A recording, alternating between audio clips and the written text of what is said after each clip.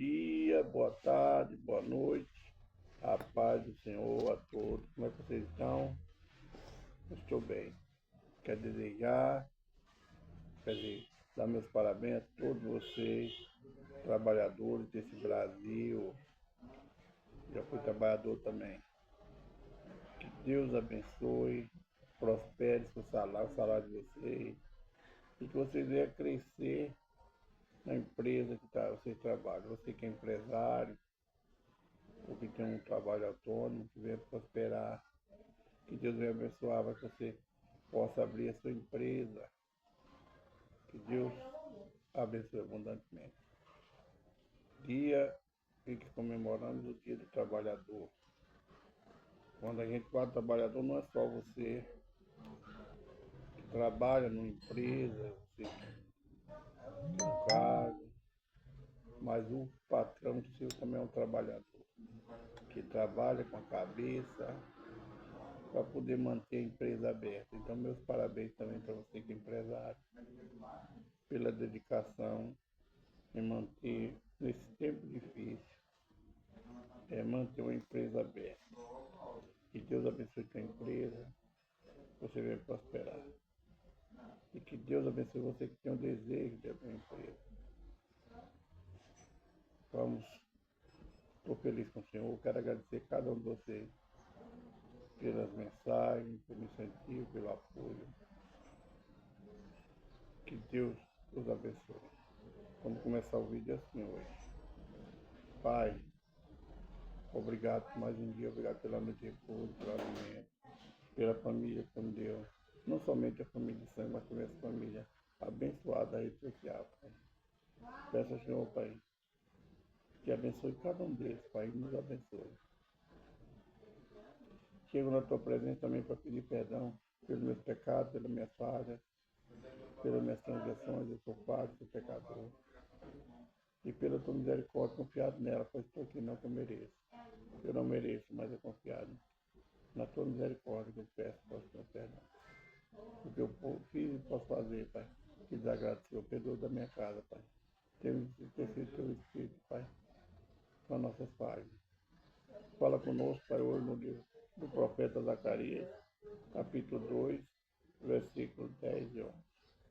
Também no livro de 2 Samuel, no capítulo 18, seja para exaltação, para consolo, para edificação, seja feita a vontade do Senhor e não a nós.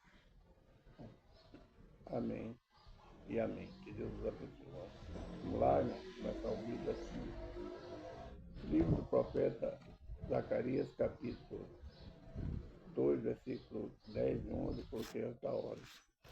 Diz assim: exulta e alegra-te, ó Sião, porque eis que venho e habitarei no meio de ti, diz o Senhor. Exulta e alegra-te, povo, porque o Senhor virá e habitará no meio de ti, diz o Senhor. Quando o profeta termina a frase, ele diz o Senhor, porque o Senhor falou com ele. E nós temos essa certeza que o Senhor falou com o profeta, no caso aqui Zacarias, e ele passou a mensagem para nós. Então se alegra, se exulta, fica feliz, porque o Senhor habitará no meio de nós, está habitando no meio de nós. No versículo 11, e naquele dia muitas nações se juntarão ao Senhor, e serão meu povo, e habitarei no meio de ti, e saberão que o Senhor me enviou. E naquele dia muitas nações, muito povo chegarão a ti, chegar à tua casa, à tua igreja, ao teu trabalho, e juntarão ao Senhor. E aquele povo se juntar a ti, para fazer a vontade do Senhor, você ensinar os mandamentos, e ele seguir, Deus habitará no meio dele.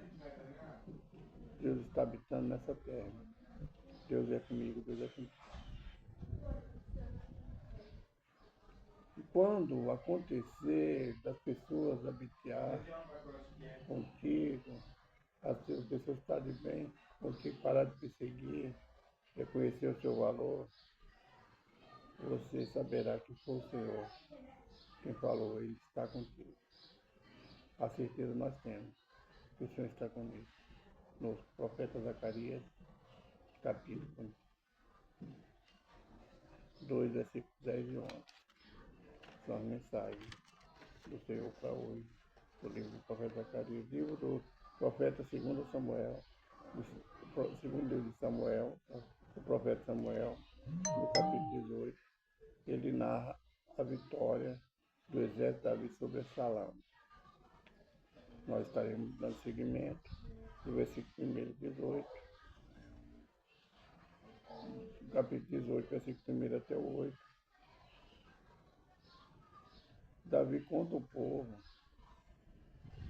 para ir em busca do povo de Israel que está contra Absalão, para tentar tomar o reino sem ferir o seu filho. E ele conta o povo e dá ordem ao comandante, que, se eu não me engano é Aitofel, que não toque nos ovos de Absalão por amor dele, por amor de Davi. Mas essa ordem de Davi não foi ouvida, porque para o capitão, para o comandante da tropa, Davi se tornou um inimigo de Davi. Só que Davi não queria reconhecer. E se ele fosse liberto, ele poderia novamente se levantar, como ele fez a primeira vez. Ele fugiu, porque matou a irmã, usou de astúcia com o pai, voltou novamente à face do pai e pediu ao pai que fosse onde ele estava, em Hebron, onde ele estava, para poder cumprir um voto que fez assim, Davi permite. Mas ele estava ali com estratégia para reunir o povo de Israel e Hebron, cidade de Davi, para tomar o reino. Então o comandante da tropa viu que se ele novamente desse a oportunidade, ele poderia fazer o mesmo, poderia fazer até pior. Então, ele não segue a ordem do rei. Versículo 9 até o 8. Absalão fica suspenso numa árvore e Joabe o mata. Absalão se encontrou com o servo de Davi e Absalão ia montado no muro. E entrando no muro debaixo das pessoas, dos ramos, um grande cavalo pegou a cabeça no cavalo e ficou pendurado entre o céu e a terra. E o muro que estava debaixo dele passou adiante. O que vendo o homem fez saber a Joabe e disse: eis que vi Absalão pendurado num cavalo. Então disse Joabe ao homem que o fizera saber: pois que eu vi, por que não seria logo ali na terra? E por seria dar 10 moedas de prata e um cinto. A recompensa de Joabe pela vida de Absalão seria esse: um cinto e 10 moedas de prata. Seria a recompensa para quem matasse Absalão. Mas o homem que viu Absalão, ele escutou o que Davi falou. Ele temeu matar Absalão, porque sabia, se ele matasse, ele mesmo fosse estar com a mão dele. Se matasse, todo mundo ia se levantar contra ele, inclusive Joabe. E mesmo que ele mentisse para o rei, Joabe ia ser contra ele. O inimigo, ele age assim. Ele aqui agora está sendo amigo de Davi, Joabe, mas inimigo do homem que que estava obedecendo a ordem do rei. O rei falou: não mate. Mas Joabe queria que matasse. Queria exterminar o inimigo do rei. E ele falou que se o rapaz matasse, ele teria um prêmio. Mas mesmo com esse valor, devia ser uma boa gratificação, né? Ele falou que mesmo Se eu tivesse esse valor, vocês mesmo iam ser contra mim. Porque nós ouvimos a ordem do rei, não matar. Então Absalão se irou com aquele jovem, ele mesmo foi. E traspassou, matou Absalão. A culpa do sangue, porque ele violou a ordem do rei. Seria agora de Joabe, não do jovem, do homem. Que tem sendo assim. Muitas vezes, meu irmão, você tem uma ordem dada por seu superior, na tua escola, né? No seu trabalho, na tua igreja. E muitas vezes você viola aquela ordem. E isso não é bom para você. Porque ele pode ligar, ficar caro você. Mesmo que lá na frente você mente, dê uma desculpa, mas depois aquela desculpa vai ser descoberta. E vai pegar pesado por você. Agora, Joabe mata Absalão. E aí ele manda lá no seu rei. O rei chora amargamente pela perda do filho. Então o rei, nesse caso aqui, ele não estava importando muito com ele. Estava importando com a vida do filho. Mas tudo não acontece. Tem um projeto de Deus. Deus sabia que Absalão, se ele viver, ele ia ser a unha de Davi. Ele ia ser um dos que ia estragar. Então Deus permitiu. Deus, ele nos deu livre-arbítrio. Se Joabe pôs no coração o desejo de matar, você vai e mata. Mas mesmo assim, mesmo sendo desobediente à ordem do rei, essa vai custar caro para ele lá no futuro.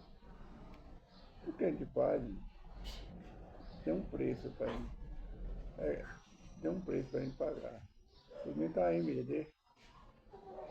tem um preço para ele pagar, seja bom, seja mal.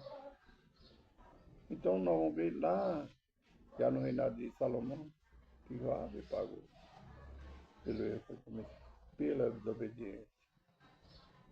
Tudo que nós fazemos nessa terra tem um preço a pagar. Embora você se arrependa, se entrega a sua vida ao Senhor, se arrependa, mas o seu erro tem uma consequência, sabe por quê? Porque você, mesmo sendo uma nova criatura, para você não cair no mesmo erro e machucar uma pessoa lá no seu futuro. E para você saber também o quanto foi doído para aquela pessoa que você machucou, a ferida que você causou naquela vida. Então tudo, mano. Aqui nós vemos essa leitura do rei Davi, tudo isso que acontecendo com o rei Davi, são consequências lá do adultério, do crime de matar o marido da mulher, o marido de Batseba, Aminon, esqueci o nome, matar o marido de Urias, o Eteu, é consequência daquele pecado. Deus perdoou o pecado, mas ele mandou avisar que seu pecado tem uma consequência. A espada jamais afastará da tua casa. Então tudo na nossa vida tem uma consequência. Todos nossos erros, nossas vezes. Se você fez bem, vai casar bem. Se você fez mal, vai fazer mal. Nós mesmos procuramos o nosso bem e procuramos o nosso mal. Quando nós fazemos um bem a uma pessoa, ela vai vir bem para nós. Quando nós fazemos o mal está tentado para você. Você mesmo procurou. E muitas vezes as pessoas põem, isso é o diabo. Nunca falei isso, não. é uma brecha que eu e você abrimos na nossa vida, na nossa alma, e o Satanás entrou. Porque se nós fugirmos dele, praticarmos só coisa boa, ele não vai entrar. Porque você está protegido pelos anjos de Deus. Então tudo na nossa vida tem uma brecha que nós deixamos que o inimigo entra. Um casamento se desfaz. Por que um casamento se desfaz? Né? Por causa do adultério, muitas vezes. A maioria das vezes por causa do adultério, por causa do vício. Uma brecha que nós abrimos e o inimigo entra. Mas às vezes o casamento vai bem e se desfaz. Por quê?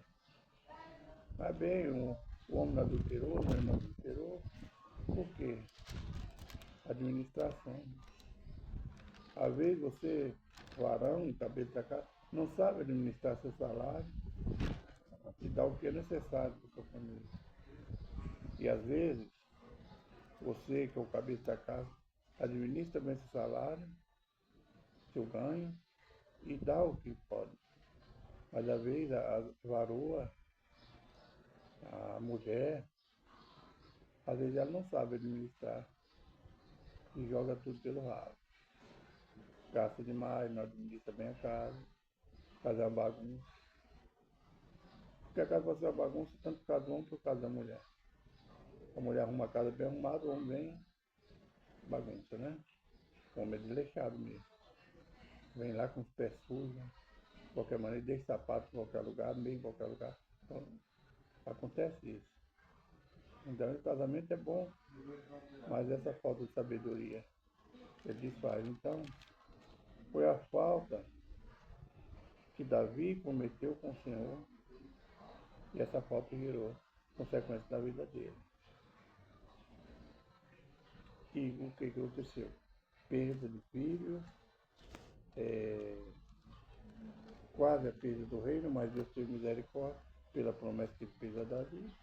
Ele não permitiu que ele perdesse o reino. Que foi uma promessa que Deus fez depois do pecado de Davi. Então, irmão, vamos procurar com zelo aprender o que as cartas do Senhor, as Bíblias, cada página, cada versículo fala conosco, nos mostrando onde a gente pode cair, onde a gente pode errar, para que nós não venhamos cair nos laços que nós mesmos armamos para o adversário lançar ele em nós. Se você deseja uma pessoa além da sua esposa, o diabo vai armar o laço e você vai cair nele. Se você deseja roubar o carro, Salão tentou bar, o diabo para o laço, ele caiu na armadilha, olho gordo, na inveja, mas teve a consequência, a morte dele. Morreu sem herdeiro, morreu sem rei. Sendo que ele podia contentar com o que estava sendo feito pelo seu pai, e mais tarde ser um príncipe que ia ajudar na administração. Mas o diabo, as brechas que o diabo ele entra.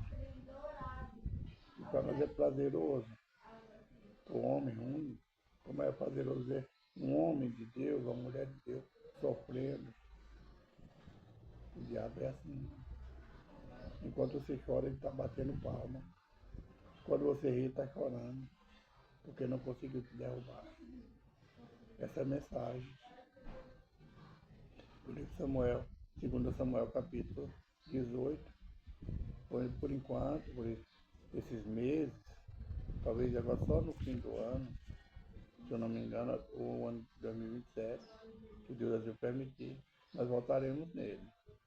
A seguir, a partir do capítulo 19. Amanhã estaremos em Primeira Reis.